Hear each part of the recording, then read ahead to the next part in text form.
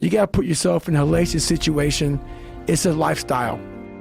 And when you put yourself in hell, that's the only time you can figure out how the fuck to get through that motherfucker. You can't read somebody else's book about some theory on how to do shit. Some guy who sat up in their nice warm office and wrote some book with a nice cup of coffee in the fucking hand. No, I want to see that guy who immersed himself in fucking hell. And he thought about quitting and leaving and his wife and his kids, and why am I here? Is it worth it? All this crazy shit? And still said, and found out a way to get through it. So basically that's the bottom line of it all. We all want to read about how we can quickly get somewhere. That's why the 6-minute abs and all sort of shit so powerful. You may get some results from it, but they're not permanent. The permanent result comes from you fucking, I say it all the time, you have to suffer. You have to make that a tattoo on your fucking brain, so when that hard time comes again, you don't forget it. You may forget it for a second, but you can go back in the cookie jar, I call it. It's something that we've all endured. I call it the cookie jar, and we often forget how hard we are, but you gotta reflect back. Take a couple seconds, reflect. I've been through this, I've been through that. And then remind yourself, I'm a bad motherfucker. And then you can get through that shit. But if you don't believe it, you haven't endured shit, you're just blowing smoke, man. And you're not gonna get through anything. You have to go into those dark chambers that we often shut off, and you gotta open them up. You gotta open up and fight that fucking demon, get in there, talk to that motherfucker and say, what's up? And we often we all like to take this 4-lane highway, the easy highway. It has fucking signs, it has restaurants. We all love that 4-lane highway. We always step over the shovel. And all I did was I picked up that fucking shovel, and that shovel, I made my own path. And you may have big boulders and shit. They may be getting 200 miles up the road faster than you. But going through this path of life, this journey over here that you make yourself, that's incredibly difficult. What comes out the other end of that motherfucker is some glorious shit that you can't even explain to people. And we're afraid. Bottom line is, most of us, even the people who have all these theories and shit, it's easier to accept the fact that I'm just not good enough. I wasn't made to do that. And yeah, some of us can't be LeBron fucking James. But I'll tell you right now, man, we can do a lot of shit when it comes to this pure arm guts and willpower and getting through shit. We have a lot more where you're gonna fail and you're gonna be in your head, you're gonna be saying, I'm not good enough. And it's how you get through that. It's how you get through that on a daily basis. I didn't give a fuck. Once I went through this fucking journey, this path of life, you ain't got, there's a whole bunch of fucking guys that don't fucking like me. I don't give a fuck.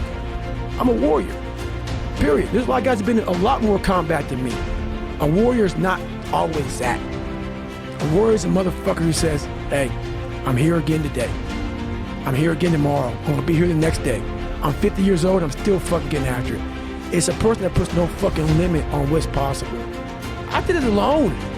There was no fucking trophy on the fucking wall, on the mantle. That trophy's in my fucking brain.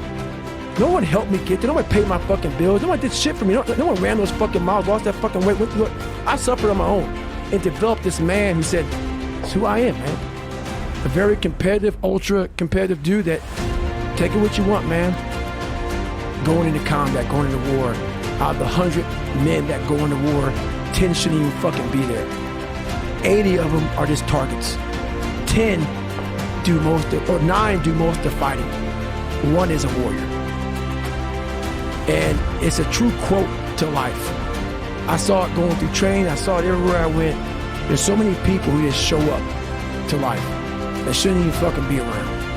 And there's few people who do all the work. I wanted to be part of that 9, and I'm working towards being that 1. And that's just how I live my life. So I never want to get on social media. I'm not big on that. I'm big on being with yourself. I believe all these fucking cameras and phones and shit, it takes you away from the most powerful thing in the world, which is your fucking mind.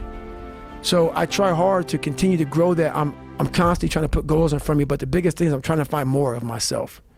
And the only way I can find more is to silence the world out as much as I can, because it's getting busier every day. It's getting faster. And the faster it gets, the more you are missing who the fuck you are.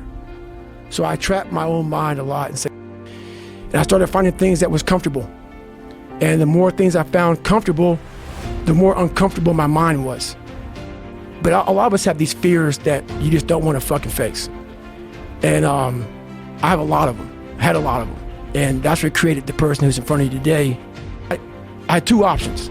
To either be that 300-pound guy who sprayed for cockroaches and made $1,000 a month, and at 24 years old, knowing when I'm 50 fucking years old, I can reflect on this and think about what guy I never became, or I can totally just sack it up and fail and fail and fail until I succeed.